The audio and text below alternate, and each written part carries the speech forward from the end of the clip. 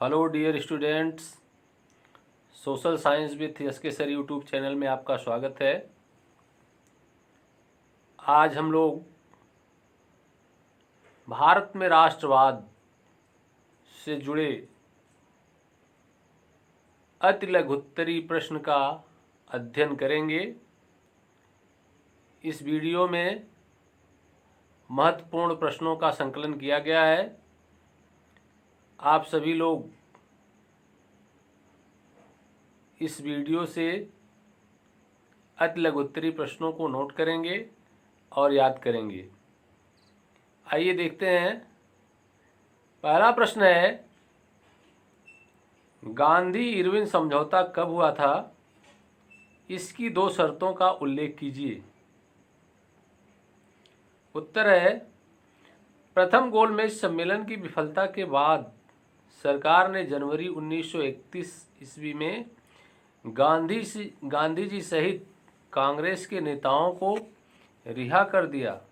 Lord Irwin और गांधी जी के बीच 5 मार्च 1931 ईस्वी को एक समझौता हुआ, जिसे गांधी इरविन समझौता कहते हैं। समझौते की 2 शर्तें इस प्रकार थीं। नंबर 1 है, गांधी जी ने लंदन में होने वाले दूसरे गोलमेज सम्मेलन में भाग लेने पर सहमति प्रकट की। और दूसरा समझौता था, इसके बदले सरकार राजनीतिक कैदियों को रिहा करने पर सहमत हो गई। सन 1916 और 1917 में महात्मा गांधी जी द्वारा किसानों के पक्ष में आयोजित किए गए 2 मुख्य सत्याग्रह के नाम बताइए। दूसरा प्रश्न है, उत्तर नंबर 1 चंपारण सत्याग्रह 1916 ईस्वी और दूसरा है खेड़ा सत्याग्रह 1917 ईस्वी। अगला प्रश्न है, गांधी जी ने असहयोग आंदोलन पर बल क्यों दिया? उत्तर है, नंबर 1 गांधी जी का विचार था कि ब्रिटिश शासन भारतीयों के सहयोग से ही स्थापित हुआ था और यह शासन इसी सहयोग के कारण चल पा रहा है। दूसरा बिंदु है इसमें, यदि भारत के लोग अपना सहयोग वापस ले लें तो साल भर के भीतर ब्रिटिश शासन गिर जाएगा और स्वराज की स्थापना हो जाएगी। अगला प्रश्न है, इनलैंड इमिग्रेशन एक्ट क्या है? उत्तर, इनलैंड इमिग्रेशन एक्ट 1859 के अनुसार बागान में काम करने वाले मजदूरों की अपने नियोक्ता की बिना अनुमति के बाहर जाने की अनुमति नहीं थी।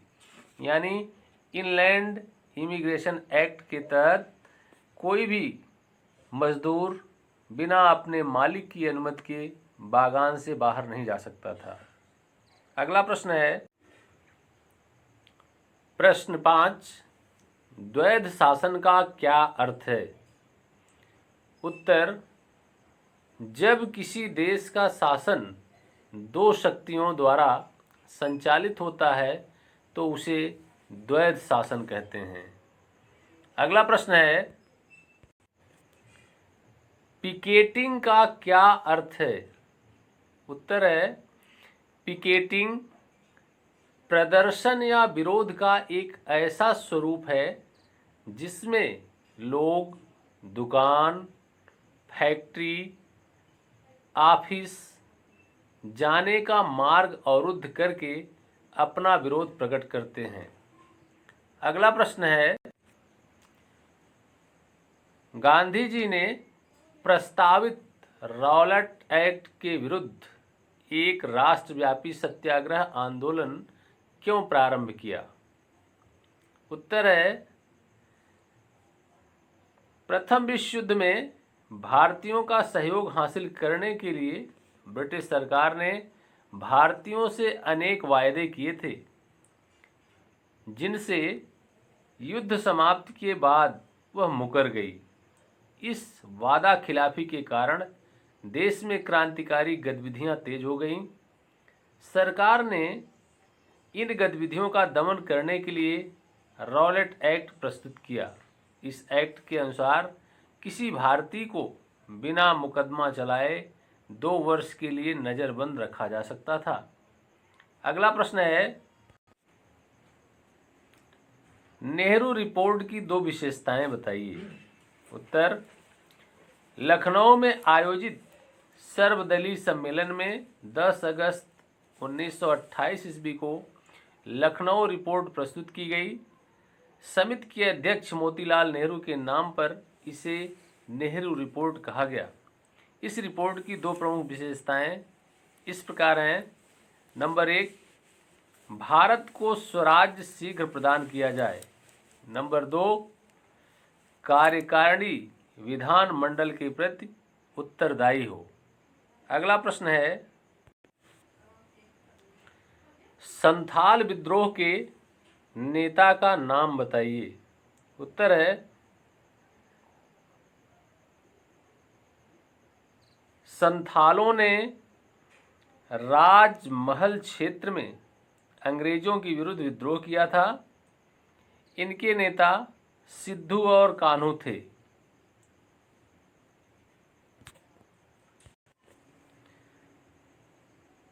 प्रश्न 10, पूना पैक्ट और उसके प्रावधान बताइए। उत्तर है, सितंबर 1932 ईस्वी में अंबेडकर ने गांधी जी से सहमति प्रकट करते हुए पूना पैक्ट पर हस्ताक्षर किए। इस समझौते से दलित वर्गों अर्थात अनुसूचित जाति के प्रांतीय और केंद्रीय विधायी परिषदों में आरक्षित सीटें मिल गईं। हालांकि उनके लिए मतदान सामान्य निर्वाचन क्षेत्रों में ही होता था। अगला प्रश्न है, 1930 ईस्वी में सविनय अवज्ञा आंदोलन में शामिल कार्यक्रमों का उल्लेख कीजिए। उत्तर है, 1930 ईस्वी के सविनय अवज्ञा आंदोलन में निम्नलिखित कार्यक्रमों को शामिल किया गया था। नंबर 1 है विदेशी वस्तुओं का बहिष्कार। नंबर 2 है सरकारी शिक्षण संस्थानों एवं कार्यालयों का बहिष्कार। नंबर 3 है नमक बनाकर नमक कानून तोड़ना। नंबर 4 है सरकार को कर नहीं देना। प्रश्न 12, पाकिस्तान शब्द का सर्वप्रथम प्रयोग कब और किसने किया? उत्तर है कैम्ब्रिज विश्वविद्यालय के एक छात्र चौधरी रहमत अली और उनके 3 साथियों ने जनवरी 1933 ईस्वी में एक पैम्पलेट नाउ आर नेवर में सर्वप्रथम पाकिस्तान शब्द का प्रयोग किया। प्रश्न नंबर 13 है काकोरी कांड में फांसी की सजा किन क्रांतिकारियों को दी गई? उत्तर है काकोरी कांड में निम्न 4 क्रांतिकारियों को फांसी की सजा दी गई। Number 1 Roshan Singh, number 2 Rajendra Lahiri, number 3 Ram Prasad Bismil, number 4 Ashfaqulla खां।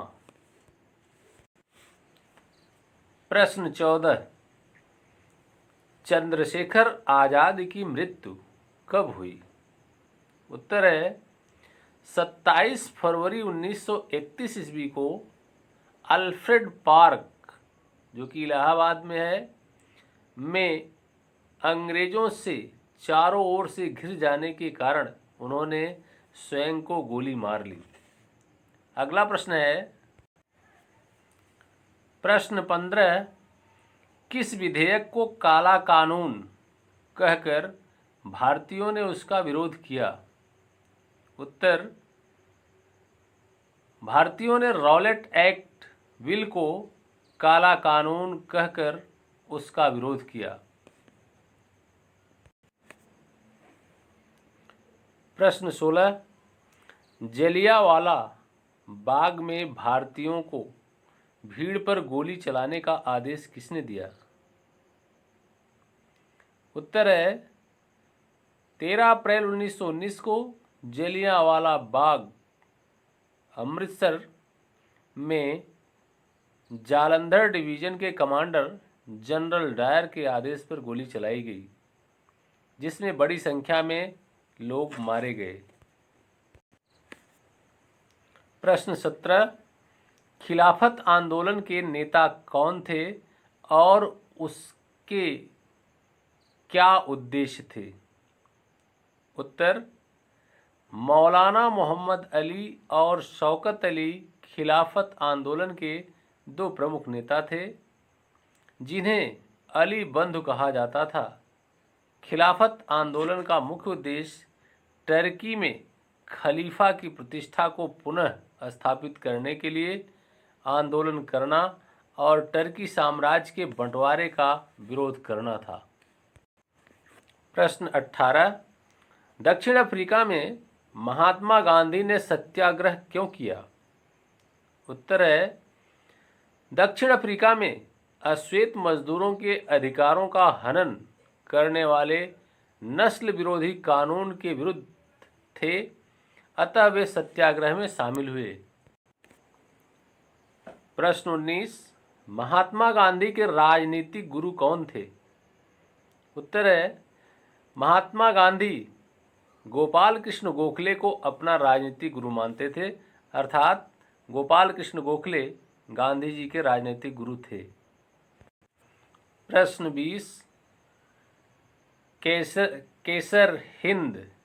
केसर ए हिंद की उपाधि किसे दी गई थी? उत्तर है, प्रथम विश्व युद्ध के दौरान ब्रिटिश सरकार की सेवाओं के बाद महात्मा गांधी को केसरे हिंद की उपाधि से सम्मानित किया गया था। प्रश्न 21, भारत में होम रूल आंदोलन के लिए उत्तरदायी नेताओं के नाम लिखिए, या भारत में होम रूल आंदोलन किसके द्वारा चलाया गया? उत्तर है, number 1 Shrimati Annie Besant, number 2 Lokmanya बाल गंगाधर तिलक। प्रश्न 22, गदर पार्टी की स्थापना किसने की थी?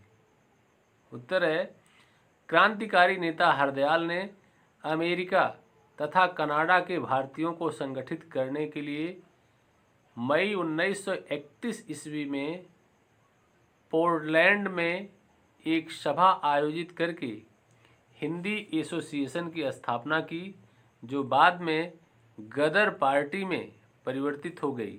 इसका मुख्यालय सैन फ्रांसिस्को के युगांतर आश्रम में स्थापित किया गया।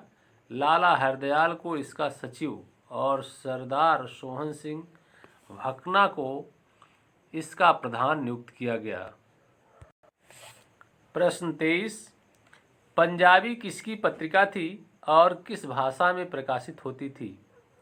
उत्तर है, पंजाबी लाला हरदयाल की दैनिक पत्रिका थी, जिसका प्रकाशन अंग्रेजी भाषा में होता था। प्रश्न 24, गदर नामक पत्रिका कौन संचालित करता था और यह किन भाषाओं में प्रकाशित होती थी? उत्तर है, यह पत्रिका लाला हरदयाल द्वारा संचालित होती थी। इसे पंजाबी, उर्दू और मराठी भाषा में प्रकाशित किया जाता था। आप सभी लोग इस वीडियो को ध्यान से देखेंगे और इसके सभी प्रश्नों को अपने नोट्स में लिखेंगे और याद करेंगे।